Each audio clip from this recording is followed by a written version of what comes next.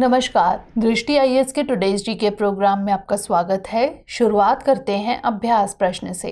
प्रश्न था TU-160 supersonic रणनीतिक बम वर्षक का संबंध किस देश से है? अमेरिका, उत्तर कोरिया, रूस या फिर जापान? इसका सही जवाब है ऑप्शन सी, रूस।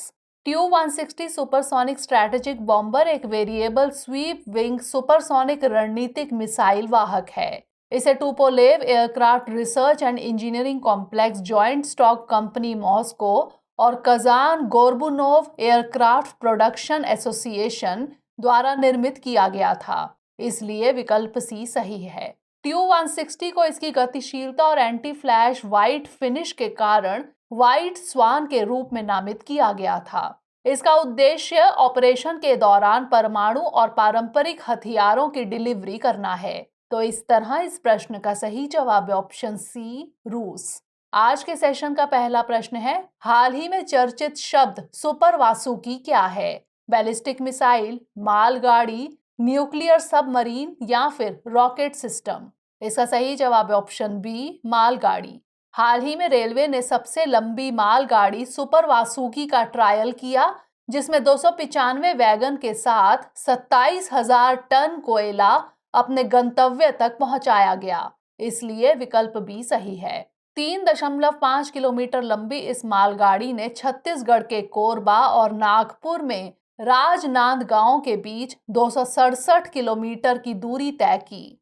यह दक्षिण पूर्व मध्य रेलवे द्वारा चलाई गई थी। यह रेलवे द्वारा अब तक चलाई गई सबसे लंबी और भारी मालगाड़ी थी। तो इस तरह इस प्रश्न का सही जवाब है ऑप्शन बी, मालगाड़ी। अगला प्रश्न है, पालन 1000 क्या है?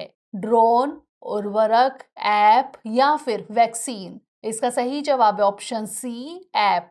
भारत ने 2014 के बाद से बाल मृत्यु दर को कम करने में तेजी से कदम उठाए हैं। अब यह 2019 में प्रति 1000 जीवित जन्मों पर 45 से प्रति 1000 जीवित जन्मों पर 35 हो गया है। भारत सरकार ने माता पिता को गाइड करने के लिए पालन 1000 नाम से एक ऐप लॉन्च किया है, इसलिए विकल्प सी सही है। पालन 1000 ऐप बच्चे के पहले 2 सालों में ज्ञान संबंधी विकास करने पर ध्यान केंद्रित करता है। यह ऐप बच्चों का पालन करने वालों को व्यावहारिक सलाह उपलब्ध कराएगा कि वो अपने हर दिन के रूटीन में क्या कर सकते हैं। इसे राष्ट्रीय बाल स्वास्थ्य कार्यक्रम के साथ जोड़ा गया है, जिसमें पहले 1000 दिनों के दौरान देखभाल पर जोर दिया गया है। तो इस तरह इस प्रश्न का सही जवाब है ऑप्शन सी, ऐप। अगला प्रश्न है, FINSAS का पूरा नाम क्या है? Future infantry soldier as a system, future Indian soldier as a system, forward infantry soldier as a system या फिर forward Indian soldier as a system? इसका सही जवाब है option A, future infantry soldier as a system. FINSAS सैनिक की परिचालन क्षमता को बढ़ाने के उद्देश्य से पैदल सेना के आधुनिकीकरण के लिए एक कार्यक्रम है। FINSAS का पूरा नाम future infantry soldier as a system है, इसलिए विकल्प ए सही है। FINSAS प्रणाली के पूर्ण गियर में AK-203 असॉल्ट राइफल शामिल है। इसकी रेंज 300 मीटर है और इसे अमेठी के पास कोरवा में रूस भारत के संयुक्त उद्यम में बनाया जा रहा है। इसमें एक मल्टी मोड हैंड ग्रेनेड शामिल है, जिसका उपयोग रक्षात्मक और आक्रामक मोड में किया जा सकता है। इसके अलावा यह बुलेट प्रूफ वेस्ट के साथ सैनिकों को छोटे हमलों से सुरक्षा के लिए बैलिस्टिक हेलमेट और बैलिस्टिक गॉगल्स प्रदान करता है। तो इस तरह इस प्रश्न का सही जवाब है option A, future infantry soldier as a system. अगला प्रश्न है, इथेनॉल निम्न में से किसका उप उत्पाद है? पेट्रोलियम, कृषि, समुद्री जीव या फिर कोयला? इसका सही जवाब है ऑप्शन बी, कृषि।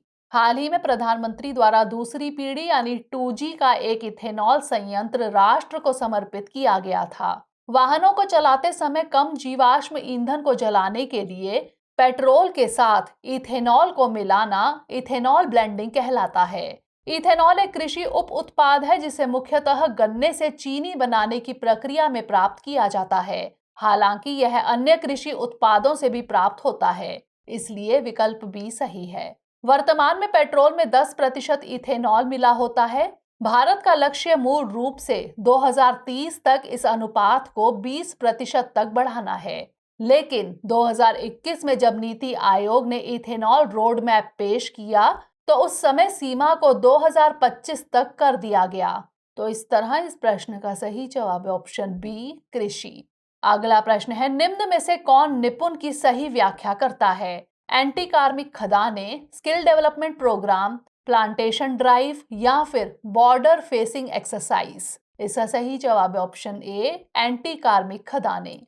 निपुण खदानें स्वदेशी रूप से डिजाइन और विकसित की गई एंटी कार्मिक खदानें हैं जिन्हें डीआरडीओ ने सॉफ्ट टारगेट ब्लास्ट म्यूनिशन कहा है, इसलिए विकल्प ए सही है। ये खदानें घुसपैठियों और दुश्मन पैदल सेना के खिलाफ रक्षा की पहली पंक्ति के रूप में कार्य करती हैं। इन्हें armament research and development establishment Pune स्थित डीआरडीओ और भारतीय उद्योग के प्रयासों से विकसित किया गया है। इन खदानों का इस्तेमाल इंसानों के खिलाफ किया जाता है, जबकि एंटी टैंक माइंस का इस्तेमाल भारी वाहनों के लिए किया जाता है। तो इस तरह इस प्रश्न का सही जवाब है ऑप्शन ए, एंटी कार्मिक खदानें। अगला प्रश्न है, निम्न में से किसे पहाड़ों की बेटी के नाम से भी जाना जाता है? रानी चेन्नम्मा, वेलु नाचियार, दुर्गावती देवी या फिर रानी गैडिनल्यू। इसका सही जवाब है ऑप्शन डी, रानी गैडिनल्यू।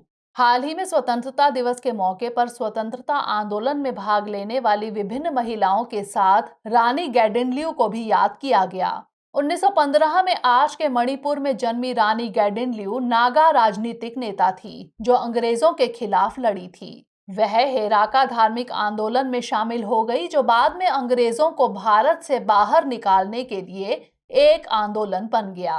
भारत के पहले प्रधानमंत्री जवाहरलाल नेहरू ने उनके योगदान को देखते हुए उन्हें न केवल रानी शब्द से संबोधित किया बल्कि उन्हें पहाड़ों की बेटी भी कहा। तो इस तरह इस प्रश्न का सही जवाब है ऑप्शन डी, रानी गैडिनल्यू। अगला प्रश्न है, पहले चरण में डिजी यात्रा इनमें से कहां शुरू नहीं की जाएगी? बेंगलुरु, वाराणसी, दिल्ली या फिर चेन्नई। इसका सही जवाब है ऑप्शन डी, चेन्नई। डिजी यात्रा में यात्रियों को कागज और संपर्क रहित प्रक्रिया के माध्यम से हवाई अड्डे पर विभिन्न चौकियों से गुजरने की परिकल्पना की गई है। यह उनकी पहचान स्थापित करने के लिए चेहरे की विशेषताओं का उपयोग करता है जिसे बोर्डिंग पास से जोड़ा जाएगा। इस सुविधा का लाभ लेने के लिए यात्रियों को डिजी यात्रा ऐप डाउनलोड करना होगा। यह प्रोजेक्ट डिजी यात्रा फाउंडेशन द्वारा कार्यान्वित किया जा रहा है। डिजी यात्रा फाउंडेशन यात्री आईडी सत्यापन प्रक्रिया के लिए संरक्षक होगा। यह स्थानीय हवाई अड्डा प्रणालियों के अनुपालन और दिशा निर्देशों के मानदंडों को भी परिभाषित करेगा। सलाहकार समिति की बैठक में प्रस्ताव किया गया कि पहले चरण में वाराणसी और बेंगलुरु में डिजी यात्रा शुरू की जाएगी और इसे मार्च 2023 तक 5 हवाई अड्डों पुणे, विजयवाड़ा, कोलकाता, दिल्ली और हैदराबाद में शुरू किया जाएगा। तो इस तरह इस प्रश्न का सही जवाब है ऑप्शन डी, चेन्नई।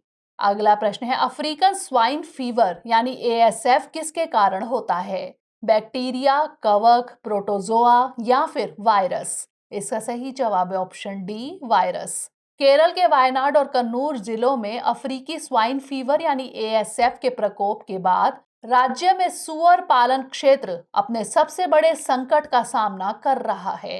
एएसएफ सुअरों में वायरस के कारण होने वाला एक अत्यधिक संक्रामक वायरल रोग है, इसलिए विकल्प डी सही है। अपने तीव्र रूप में इस रोग की मृत्यु दर उच्च होती है। यह स्वाइन फ्लू से अलग होता है। वायरस लोगों को प्रभावित नहीं करता है और मानव स्वास्थ्य पर कोई प्रभाव नहीं पड़ता है। यह पहली बार वर्ष 1920 के दशक में अफ्रीका में पाया गया था।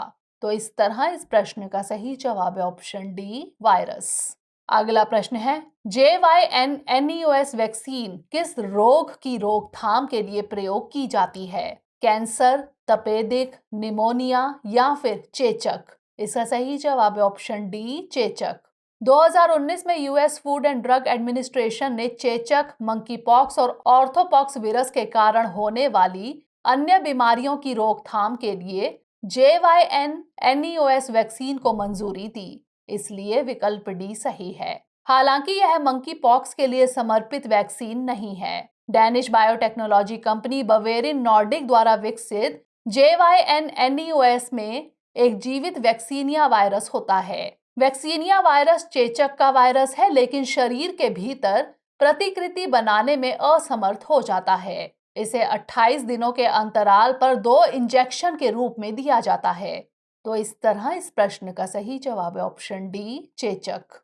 अंतिम प्रश्न है, मंथन प्लेटफॉर्म किसके द्वारा लॉन्च किया गया है? गृह मंत्रालय, प्रमुख वैज्ञानिक सलाहकार का कार्यालय, नीति आयोग या फिर रक्षा अनुसंधान एवं विकास संगठन? इसका सही जवाब है ऑप्शन बी, प्रमुख वैज्ञानिक सलाहकार का कार्यालय। हाल ही में देश में प्रौद्योगिकी आधारित सामाजिक प्रभाव नवाचारों और समाधानों को लागू करने के लिए उद्योग और अनुसंधान संस्थानों के बीच सहयोग बढ़ाने के लिए मंथन प्लेटफॉर्म लॉन्च किया गया। इसे प्रमुख वैज्ञानिक सलाहकार के कार्यालय द्वारा लॉन्च किया गया है, इसलिए विकल्प बी सही है। यह भविष्य के विज्ञान, नवाचार और प्रौद्योगिकी के नेतृत्व वाले विकास के लिए एक रूपरेखा विकसित करेगा। इसके लिए यह सूचना सत्रों, प्रदर्शनियों और कार्यक्रमों के माध्यम से ज्ञान हस्तांतरण और बातचीत की सुविधा प्रदान करेगा। तो इस तरह इस प्रश्न का सही जवाब है ऑप्शन बी, प्रमुख वैज्ञानिक सलाहकार का कार्यालय। आइए अब नोट कर लेते हैं आज का अभ्यास प्रश्न। भारत में डाक पहचान संख्या यानी पिन की शुरुआत कब की गई थी? 1952, 1962, 1972 या फिर 1982? इसका उत्तर हमें कमेंट सेक्शन में जरूर भेजिएगा। अगले सेशन में नए प्रश्नों के साथ मिलेंगे। तब तक के लिए पढ़ते रहिए एंड स्टे मोटिवेटेड।